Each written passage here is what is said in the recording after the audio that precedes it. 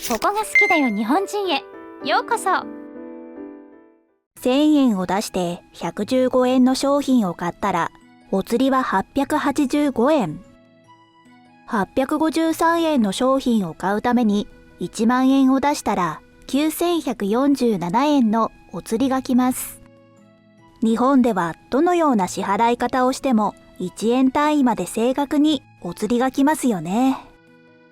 5円玉が貯まると財布が重くなるので、あえて1005円を出して890円のお釣りをもらうこともあるでしょう。日本では気持ちの良い買い物をするために正確にお金のやり取りをするのが当然のこととされています。しかしイタリアではそういう考え方がないため、イタリア人が初めて日本で買い物するとびっくりするそうです。それは一体どういうことなのでしょうか。ボンジョルノ、こんにちは。私の名前はエレナ。イタリアの北部にあるベネト州の出身の22歳。ベネト州ってどこって思うかもしれないわね。州都はベネツィアって言えばなんとなくイメージしやすくなるかも。ベネツィアはベネタ川の中に浮かぶ島で、街中に水路が張り巡らされているため、水の都とも呼ばれているの。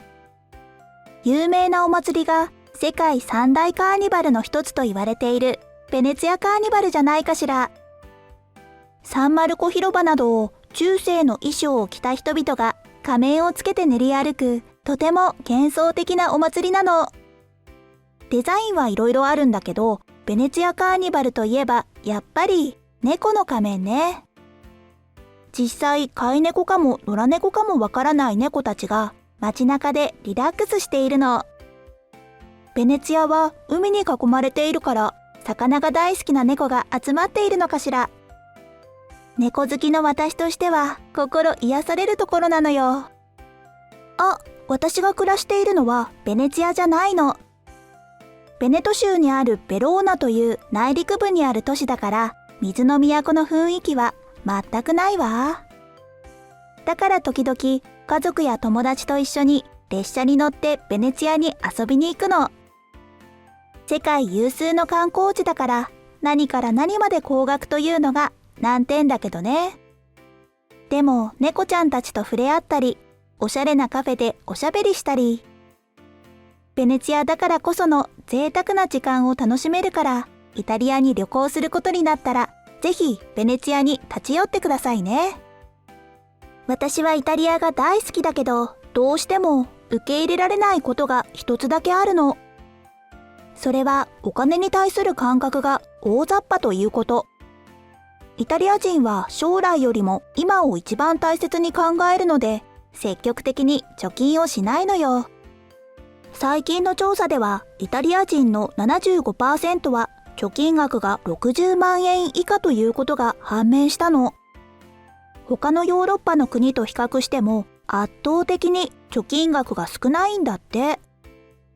まあ私も貯金をするのが苦手なので人のこと言えないけどね。実は私が日本に来ることになったのはこの金銭感覚の問題と密接につながりがあるの。もともと私は日本人のことをあまりよく思っていなかった。というのは、私の両親は小さなホテルを経営していて、日本人が泊まりに来ることもあるんだけど、時々チップを払わない人がいるのよ。それで両親が、日本人はケチだから、なんて言うから、私もそうなんだって思っていたわ。でも、日本に関する大学の講義で、日本では感謝の気持ちを伝えるときは、チップよりもお辞儀や言葉を重視するって習ったの。あとは日本人は何かを買うとき、100円なら100円、1万円なら1万円って正確にやり取りすることを好むってこともね。日本の皆さんにとっては、そんなの当たり前じゃんって思うことかもしれないわ。でもそんな話を講義で聞いて、私は目から鱗が落ちた気がしたの。だってお金に対する感覚が大雑把なイタリア人には絶対に真似できないこと。こういうことがあってもっと日本人のことを知りたい、私はそう思って日本語を猛勉強したわ。見事日本の大学に合格して、今は経済や経営などいろいろな角度から学んでいるの。大学の授業は全部日本語だからうまく聞き取れないこともあるけど、同級生の力を借りてなんとか頑張っているわ。そんな私が今生活しているのは大学の寮。規模の大きな大学だと日本人学生と留学生で寮が別々ということが多いの。でも私の大学はそれほど大きくないので、日本人も外国人もみんな一緒に生活しているわ。だから最初は馴染めるのか不安に思っていたけど、日本人の友達もすぐにできた。寮生がみんな集まって1ヶ月に一度のペースで開催しているのが持ち寄りパーティー。参加者が好きな食べ物を持ち寄るから国際色あふれたラインナップになるのよ。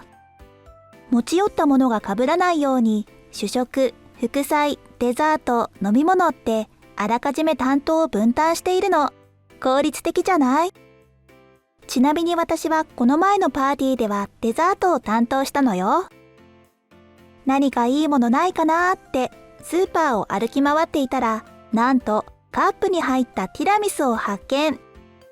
イタリア北部出身の私としては、これを見逃すことはできないって早速ティラミスを大量購入したわ。みんな喜んでくれたけど、参加者が多くてかなり値が張ってしまったのが反省点ね。今度は安くお腹いっぱい食べられるスイーツを見つけよう。そう心に誓ったわ。この時、私と同じくスイーツを担当していた日本人学生のユミが面白いものを持ってきていたの。正確にはスイーツというよりスナックと言った方がいいかもしれないわね。ユミがテーブルに袋入りのスナックをバラバラと出したら、日本人は一斉に手に取って食べ始めたの。みんなそのスナックが大好きなんだってすぐに分かったわ。それで、これは何というスナックなの？って聞いたら、ユミはうまい棒よだって。ユミによると、うまい棒は一つなんと12円。発売してからずっと10円でやってきたんだけど、最近値上げしたとも言っていたわ。それでも一つ12円なんて持ち寄りパーティーにぴったりじゃない。私はうまい棒のコーンポタージュ味を手に取って恐る恐る食べてみたの。すると最初の食感はサクサクだけど、口の中でじわじわ溶けてクリーミーな味わい。イタリアにもいろんなスナックがあるけど、こんな繊細な味がするものは初めて。これで12円というのが私にとっては信じられないものだった。うまい棒のコーンポタージュ味がどうしても忘れられない私は、どこにうまい棒が売っているのかユミに聞いたわ。するとユミはふふっと笑って、スーパーでもコンビニでもどこでも買えるわと、大学から一番近くのコンビニを教えてくれた。そこで私は大学の授業の合間に早速コンビニへうまい棒を買いに行ったわ。お気に入りのコーンポタージュ味を手に取ってコンビニのレジでお会計をしようとしたの。店員さんが12円ですというので小銭を出そうとしたら、あれ？小銭どころか1000円札も全く持っていないことに気がついたわ。なんとお財布に入っていたのは1万円札だけ。学食でお昼を食べた時、小銭をきれいに使ってしまったことに会計中に気がついた。さすがに1万円で12円のうまい棒を一つだけ買うなんて。そう思ったけど他の商品を買い足す時間がなかったので、恐る恐る店員さんに聞いてみたの。1万円しかありませんがいいですか？ってね。すると店員さんは顔色一つ変えずに、いいですよと言ったのよ。そして5000円札を1枚、1000円札を4枚、小銭で988円をしっかり返してくれたの。私はびっくりしてしまったわ。